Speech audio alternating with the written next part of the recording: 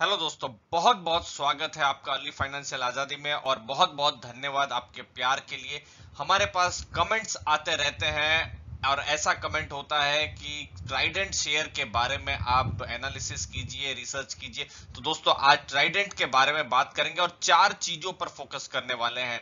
दोस्तों, इसके stock price का मूवमेंट हम आपको बताएंगे, इंपॉर्टेंट फाइनेंशियल डेटा आपको बताएंगे जो कि आपको जानना बहुत जरूरी है। बिजनेस के बारे में, कंपनी के बारे में जो फंडामेंटल जो एनालिसिस है, जो डेटा है, स्क्रीनर है, वो आपको बताएंगे। और बिजनेस में कौन से रिस्क है और जिसको हम कहते हैं सबसे इंपॉर्टेंट है, वो हम आपको बताएंगे दोस्तों। अब दोस्तों, ये है स्टॉक का प्राइस और यहां हम पहले ही बता दें कि ये स्प्लिट को एडजस्ट किया हुआ है दोस्तों। पिछले साल 10:1 में ये जो स्टॉक था स्प्लिट हो गया था, यानी कि स्टॉक समझ लीजिए 60 रुपए में था तो 6 रुपया हो गया था दोस्तों। तो आपके पास जो नंबर ऑफ स्टॉक्स है वो 10 गुना बढ़ गए थे और जो प्राइस है वो 6 रुपया 7 रुपया के पास आ गया। अभी देखिए, करंट प्राइस है 6 रुपया 70 पैसा, लेकिन 3 साल का इसका नेगेटिव रिटर्न है दोस्तों। और अगर 5 साल की बात करें, देखिए अक्टूबर 1 2015 यानी 5 साल होने आए हैं, तब स्टॉक का प्राइस था 4 रुपए 7 पैसा। और अगर उस समय आपने देखा होगा तो 40 रुपए के आसपास होगा, क्योंकि तब स्प्लिट नहीं हुआ था। अब मार्केट जब बिल्कुल बूम में थी 2017 में, आपको पता ही है, तब मिड कैप स्मॉल कैप में रैली चल रही थी, तब स्टॉक ने 10 रुपए 35 पैसा भी देखा हुआ है। और पिछले साल इसी समय में यानी सितंबर एंड में 5 रुपया 87 पैसा इसका स्टॉक प्राइस था, जो कि अभी 6 रुपया 70 पैसा है। तो ये कैसा इसका मूवमेंट रहेगा वो हम जानने की कोशिश करेंगे दोस्तों। दोस्तों, कंपनी के बारे में आपको बताएं, स्मॉल कैप की कंपनी है, 3,400 करोड़ का मार्केट कैप है। और दोस्तों, यहां पर इन्वेस्टर सोचते हैं कि 6 रुपया 7 रुपया का प्राइस है तो कंपनी सस्ती है। दोस्तों, ऐसा नहीं होता है, बहुत सारे वैल्यूएशंस होते हैं। 2,000-3,000 करोड़ की भी कंपनी ऐसी भी है मार्केट में जिनका स्टॉक प्राइस 400 है, 1000 है, 2000 भी है। तो दोस्तों, वो कंपनियां कुछ अलग नहीं है, इसका स्टॉक प्राइस कम है, शेयर्स बहुत ज्यादा है, यहाँ पर फ्लोट ज्यादा है। तो वही चीज है दोस्तों। मोतीलाल ओसवाल ने रिसर्च की है और उन्होंने 8 रुपए का टारगेट दिया हुआ है इस कंपनी पर। कंपनी का मेन फोकस है टेक्सटाइल सेक्टर पर, जिसके ऊपर हमने एनालिसिस भी की है, जो की रिस्क इसके बताए हैं दोस्तों वीडियो में थोड़ी देर बाद दोस्तों। तो कुछ भी नया सीखने को मिल रहा है तो चैनल को जरूर लाइक शेयर सब्सक्राइब कीजिए दोस्तों। चलिए आगे इंटरेस्टिंग चीजें और बताते हैं दोस्तों। ये है लेटेस्ट फाइनेंशियल्स और ये लॉकडाउन के बाद के यानी जून के फाइनेंशियल्स ईयर है, जहां पर सेल्स जो है 28% डाउन हुआ है और ये एक्सपेक्टेड भी था दोस्तों। देखिए, पिछले क्वार्टर में यानी जनवरी से मार्च में 992 करोड़ का ये सेल्स हुआ था, जो कि 708 करोड़ तक ये गिर गया है, तो ये 28% गिरा हुआ है। नेट प्रॉफिट आफ्टर टैक्स जो है वो 9.96 करोड़ यानी 10 करोड़ के आसपास है।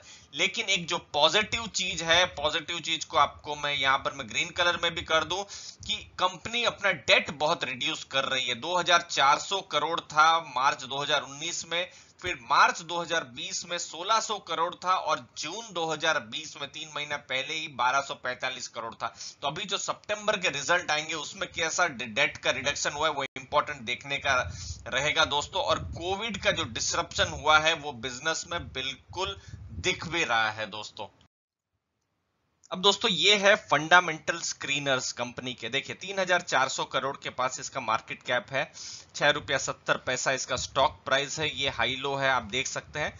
बुक वैल्यू है 5.93, तो प्राइस टू बुक वैल्यू अगर आप देखें तो 1.13, तो इसके हिसाब से आप देख सकते हैं कि स्टॉक सस्ता है दोस्तों।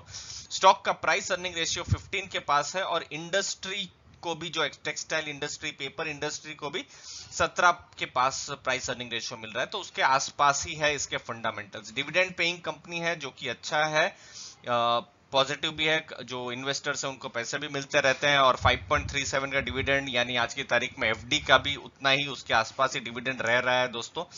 रिटर्न ऑन कैपिटल एम्प्लॉयड 10 के पास है, जो कि ठीक ठाक कहा जा सकता है। 11.28 है रिटर्न ऑन इक्विटी, ये भी ठीक ठाक है, बहुत अच्छा नहीं है, ठीक ठाक है। सेल्स ग्रोथ हुआ नहीं है दोस्तों, तो देखिए 0.73%, तो ये जरा सा एक कंसर्न का विषय हो सकता है, क्योंकि सेल्स ही ग्रोथ ना हो तो फिर आगे कंपनी कैसे रिटर्न देगी। प्रोमोटर की अच्छी खासी होल्डिंग है। और यहां पर हम एक और चीज बता दें कि प्रोमोटर ने यहां पर स्टॉक बाई किए हैं। जो ट्राइडेंट कैपिटल है, जो इनसाइडर हुआ है, इनसाइडर ट्रेडिंग हमने डेटा देखे, इस सितंबर में प्रोमोटर ने बहुत बाइंग की है, जो कि एक पॉजिटिव संकेत जाता है।